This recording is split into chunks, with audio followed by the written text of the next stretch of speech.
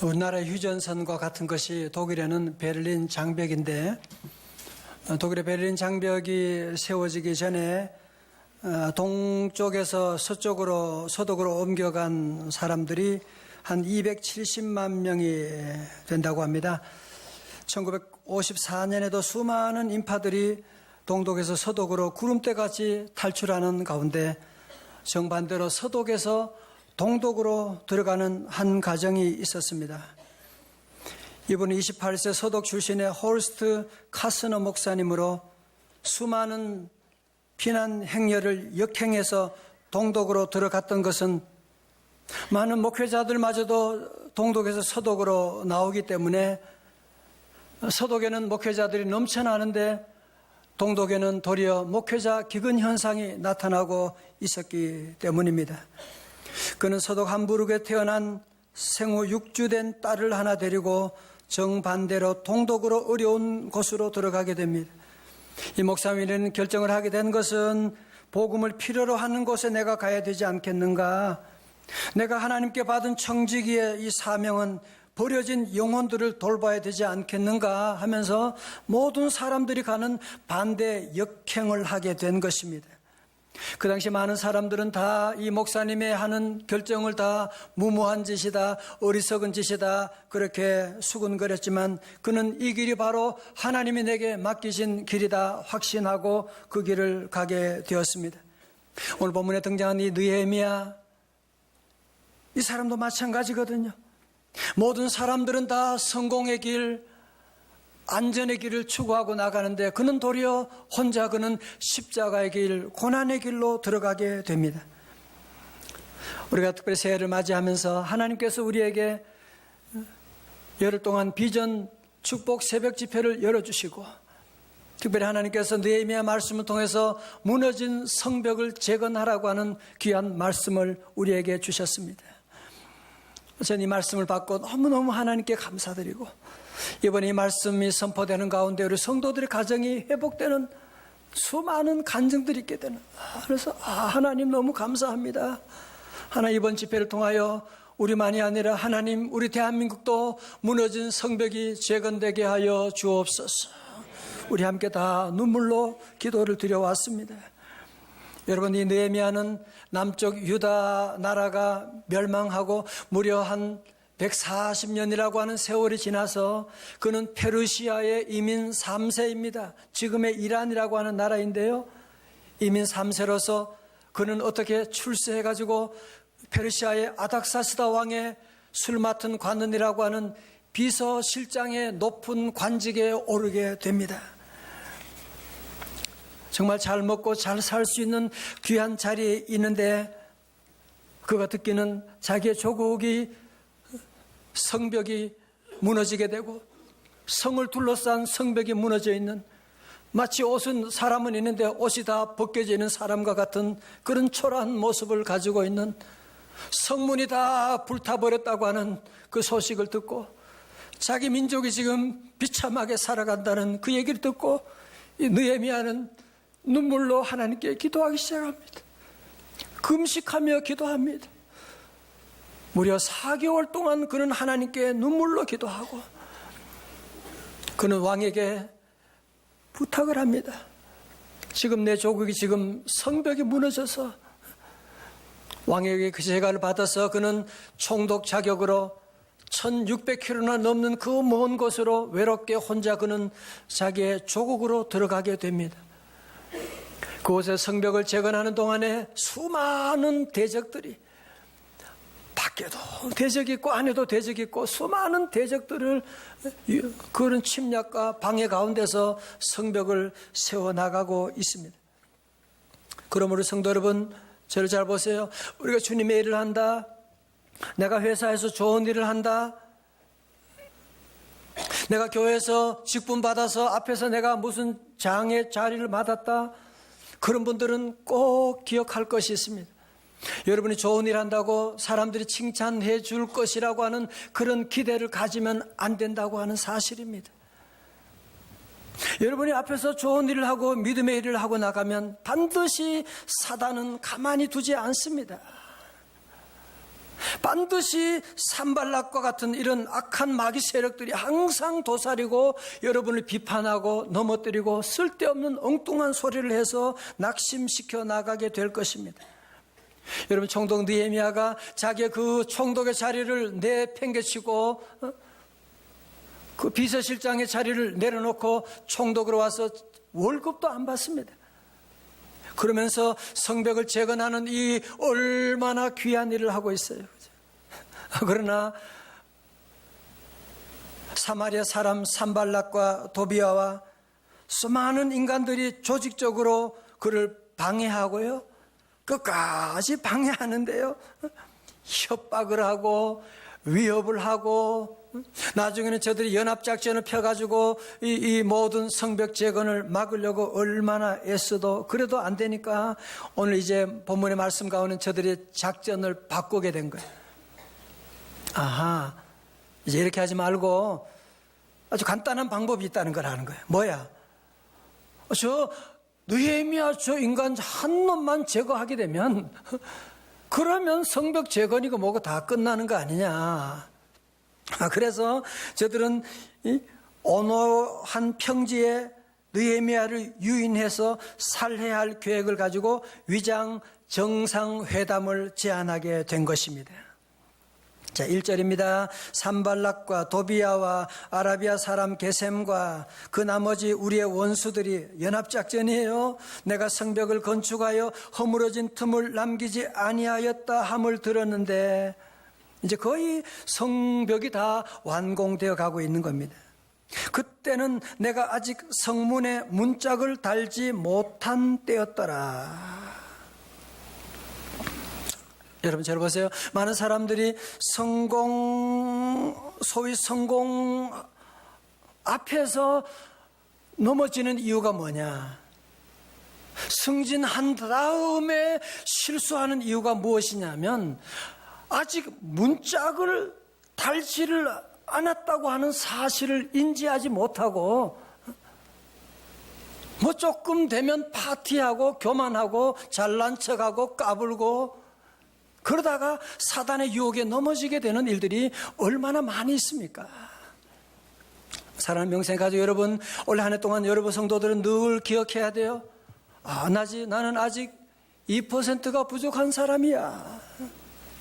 나는 얼마나 아니에요. 나는 아직도 문제가 많은 사람이에요. 우리 교회 아직 문제가 많죠. 2%, 우리 교회는 2%가 아니라 20%, 50% 부족한 교회예요. 우리 늘 이 사실을 기억하고 늘 여러분이 겸손하게 늘 깨어서 기도하고, 파티는 나중에도 늦지 않아요. 나중에도 늦지 않아요. 늘 깨어 기도하는 우리 성도들 되시기를 주님의 이름으로 축원합니다. 2절에 산발락과 게셈이 내게 사람을 보내어 이르기를 뭐라고요? 오라, 우리가 어디에서? 오노 평지 한촌에서. 다 같이 오노 평지.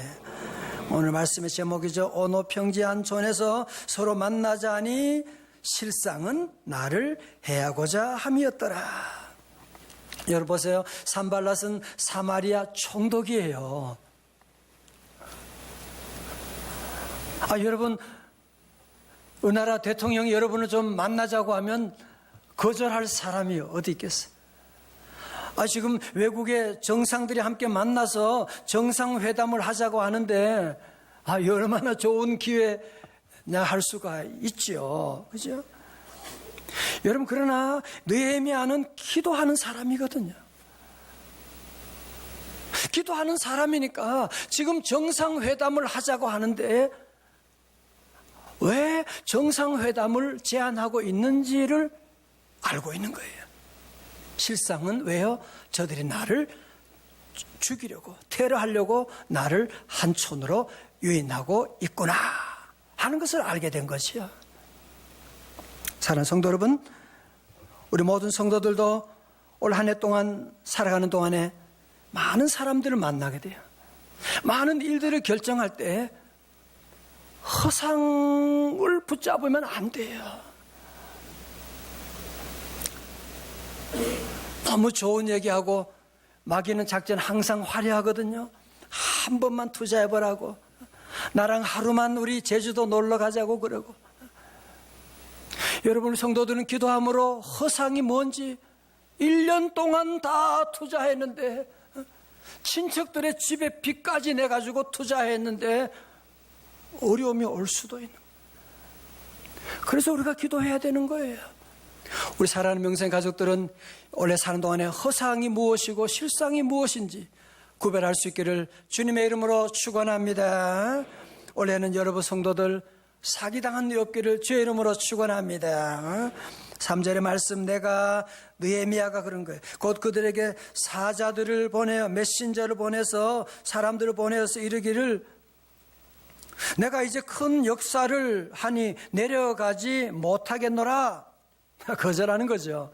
어째 역사를 중지하게 하고 너희에게로 내려가겠느냐 하며, 4절에 그들이 몇 번씩이나, 4번씩이나 이같이 내게 사람을 보내되 나는 4번씩이나 똑같이 노 하고 대답하였더니 말씀합니다. 여러분, 설교는 어떤 지도 보겠어요? 지도 보시면 정상회담을 개최하고자 하는 그 장소가 어디냐면 오노평지입니다. 다 같이 오노평지. 그렇죠? 여러분, 예루살렘에서 한 60km 정도 떨어져 있는 곳입니다. 이제 그게 한적한 곳이거든요. 한적한 곳에 만나서 우리가 정상회담을 하고 파티를 하자, 저들을 유혹하고, 그러면서 한순간에 오면 그를 테러해가지고 그를 제거해 버릴 계획을 가지고 있었던 것입니다. 그러면서 정상회담을 하자고 초청장을 몇 번씩이나 보냈다고요? 4번씩이나 보낸 거예요. 한두 번도 아니고. 어떤 사람은 꼭 미안하게 하는 사람이 있어요. 그죠? 한 번, 두 번도 아니고 3번, 4번씩 계속 그냥 선물을 갖다 주고 불편하게 하는 그런, 계속 정상회담 하자고 계속 제안하는 거예요. 그러나 오늘 본문의 말씀 가운데 오노평지에서 만나서 정상회담을 하자 그럴 때, 자, 저를 보세요. 느헤미야가 정상회담을 제안할 때 뭐라고 그랬어요? 계속 4번씩이나 뭐라고 그랬어요? 어떻게 알았어요? 정답 보셨어요? Oh no, oh no 그런 거예요. 다 같이 oh no. 그래서 오노평지가 된 건 아니고 전혀 관계가 없는데 예수께서는 oh no, oh no, oh no라고 했다고 하는 것입니다. 우리 성도들이 특별히 거절할 때 설교는 또 3번에 기록했어요. 3가지 기준이 있어요. 첫 번째로 이 제안이 하나님을 기쁘시게 하는 것이냐? 그렇지 않다면 내게 아무리 유익이 와도 지금 당장 돈이 몇 억이 들어온다고 해도 no 해야 돼요. 그러면 여러분이 그게 성공하는 거예요.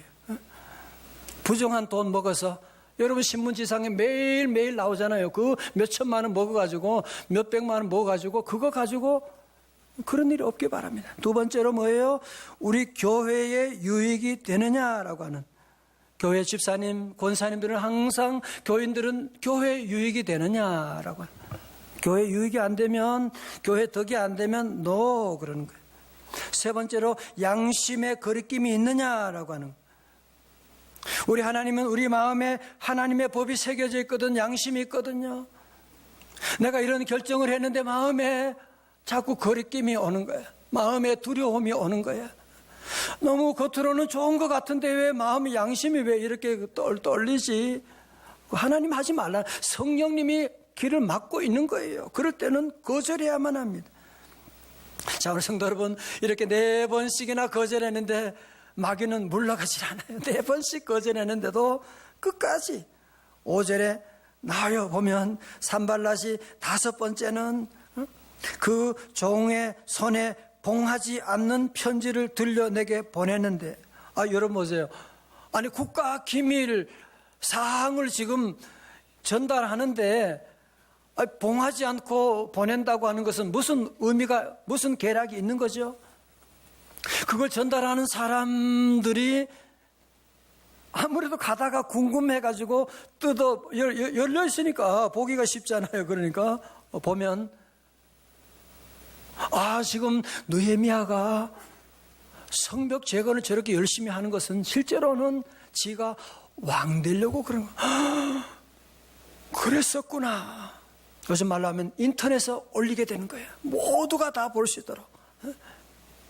자, 일이 커지게 됩니다. 6절에 그 내용이 그런 얘기죠. 이방 중에도 소문이 있고 벌써 인터넷에 완전히 떠버렸어요. SNS로 다 소문이 났는데요. 가스무도 말하기를 겟셈이라는 사람의 다른 이름이에요. 너와 유다 사람들이 모반하여 반역하려 하여 성벽을 건축한다 하나니 네가 그 말과 같이 뭐가 되는다고요? 왕이 되라. 아이, 말도 안 되는 지금 소리를 하고 있는 거예요. 너무 겁나는 얘기를 하고 있는 거예요 지금. 백성들은 몰랐는데 알고 보니까 느헤미야가 지가 왕이 되려고 지금. 여러분 아시죠? 여러분 이 나라는 지금 이 당시에는 이 페르시아가 전 고대 근동을 지배하고 있는 것인데, 우리나라 역사 가운데도 가장 큰 죄가 뭐냐? 반역죄입니다. 역적 모의하는. 그러면 삼족을 멸하게 됩니다. 이 페르시아 왕이 이 소식을 들었다. 어떻게 하겠어요? 7절에 산발랏이 더 아주 심각하게 얘기하는 것이죠. 또 느헤미야 네가 선지자를 세워 예루살렘에서 너를 들어 선전하기를 유다의 왕이 있다. 벌써 느헤미야가 왕이 돼버렸어요 지금. 여러분이 소문이 이렇게 퍼져나가는 거예요. 말도 안 되는 얘기를 지금 하고, 지금 이 말이 왕에게 들릴지라, 다시 말해서 내가 반역죄로 너를 왕에게 고발하겠다 그러는 거예요. 그런즉 너는 이제 오라 함께 의논하자 하기로. 여러분 어떻게 해야 됩니까? 이거 빨리 막아야 되잖아요 지금. 어느 평지 가서 함께 정상회담을 하고 그렇게 따지고 아니라고 얘기하고 한판 싸우고 그렇게 해야 됩니까? 오늘 느헤미야는 이런 어려운 가운데 어떻게 하냐? 오늘 반응을 보세요. 8절에 내가 사람을 보내어 그들에게 이르기를 네가 말한 바 이런 일은 없는 일이요 네 마음에서 지어낸 것이라 하였나니. 왜? 여러분이 늘 하나님 앞에 부끄러움이 없는, 나는 하늘 우러러 한 점 부끄러움이 없고 그것은 너희들이 지어서 하는 소리 아니냐라고 하는. 여러분 그래서 우리가 고등학교 때 배운 영어 가운데 정직이 최선의 정책이다 그러니 honest is the best policy 뭐 이렇게 배웠죠. 하나님 앞에 두려움이 없고 부끄러움이 없으니까 담대히 나갈 수가 있는 거예요. 그래서 느헤미야는 5번째 정상회담 요청에도 뭐라고 했어요? 다 같이요? 아니 뭐 주무시는 분 계십니까? 노 그러는 거죠. 노. 자, 노만 하고 끝날 수가 없어요. 여러분 9절에 보세요. 오늘 이제 9절이 중요한 거예요. 이는 그들이 다 우리를 어떻게 하고자 하는 거예요? 두렵게 하고자 하여 말하기를 그들의 손이 피곤하여 성벽 재건의 역사를 중지하고 이루지 못하리라 함이라. 이제 내 손을 힘입게 하옵소서 하였더라. 아멘. 그러니까 이렇게 계속 정상회담을 하자, 만나자, 이런 모든 것들이 다 느헤미야를 제거하고, 그러므로 백성들에게 마음에 뭐를 주기 위해서요? 두려움을 주기 위해서. 사랑하는 성도 여러분, 두려움이라고 하는 것이 얼마나 무서운가 아시죠? 그죠? 제가 우리 많은 분 보면서 고3들도 보니까 목사님 기도해 주세요. 그래서 왜 그러냐? 고3이 돼서 마음에 너무 두려워요. 그런 분들. 새로 학년을 시작하면서 학생들이 마음에 두려움이 오고, 새로 사업을 시작하고 새해를 맞이하면서 우리 마음에 두려움이 오는. 여러분 두려움이 왜 위험하냐면 두려움은 우리의 손과 발을 다 묶어버립니다. 여러분 양궁 선수도 두려움이 찾아오게 되면, 그렇게 연습할 때는 잘하던 사람이 두려움이 오게 되면 엉뚱한 대로 그냥 쏴버리게 되는. 두려움이라고 하는 것이 얼마나 무서운. 여러분 두려움이 사단이 주는 거예요. 여러분 안에 모든 두려움 다 예수 이름으로 떠나가기를 주의 이름으로 축원합니다. 두렵지 않아. 주님이 우리와 함께 하시는데 두려워할 것이요. 때로 우리에게 두려움이 찾아오지요. 그럼요. 목사 저도 마찬가지죠. 여러분 느헤미야도 한 번도 아니고 두 번도 아니고 계속 그를 유혹하고 넘어뜨리고 위협하고 정상회담을 제안하고 그럴 때 그의 손이 저들의 얘기처럼 점점 피곤해지게 됩니다. 그럴 때 오늘 여러분 설교노트 5번에 9절의 말씀 영어 성경으로 한번 꼭 보셔야 돼요. 우리 성경에 번역이 조금 부족한데요. 여러분 보세요. 느헤미야가 마지막에 어떻게 합니까? 9절의 말씀 가운데 그는 어떻게 하느냐? 그는 But I prayed. 그러나 나는 기도했습니다. 그 어려운 위기 가운데 손이 연약할 때 느헤미야가 한 것이 뭐냐? But I prayed. 그러나 나는 기도했습니다. 우리 성도들은 다 기도하는 그러나의 인생이 다 되시기를 주님의 이름으로 축원합니다. 우리가 사는 동안에 우리의 손이 약해지고 때로는 그냥 떠나고 싶은 그런 유혹이 올 때가 있지요. 차라리 죽어버리면 그만이잖아. 내 하나 없어지면 우리 모두가 잘 살겠네. 그런 유혹이 찾아올 때가 있을 때 느헤미야처럼 우리 성도들은 But I prayed. 그러나 그때 여러분이 할 일이 뭐냐? 기도하는 일이에요. 기도하는 일. 뭐라고 기도합니까? 느헤미야는 뭐라고 기도하느냐? 이제 내 손을 힘있게 하옵소서. 내 손을 힘있게 하옵소서. 무슨 말이에요? 지금 내 손이 지금 약해지고 있다고 하는 얘기예요. 하나님, 내 연약한 손을 힘있게 하여 주시옵소서. 힘있게 하옵소서. 그런 기도를 드리고 있습니다. 여러분 앞에 이 한 해 동안 사는 동안에 우리 앞에도 많은 산발랏이 있고 도비아가 있고 수많은 어려움과 유혹이 우리 앞에 있을 것입니다. 그들의 목적은 여러분의 가정을 무너뜨리고 여러분의 마음에 두려움을 주려고 수만 가지로 유혹을 하고 우리에게 다가올 것입니다. 그러나 우리 사랑하는 성도 여러분, 놀라지 마십시오. 야고보 1장 2절에 말씀합니다. 다 같이요, 시작. 내 형제들아, 너희가 여러 가지 시험을 만나거든 온전히 기쁘게 여기라. 아멘. 여러분, 두려움은 100% 마귀 사탄의 작전입니다. 우리 성도들은 주님의 이름으로 잘 될 줄로 믿습니다. 마귀 사탄이 아무리 우리를 유혹한다고 해서 산발락과 도비아가 우리의 가는 길을 방해한다고 해서 안 되는 게 아니에요.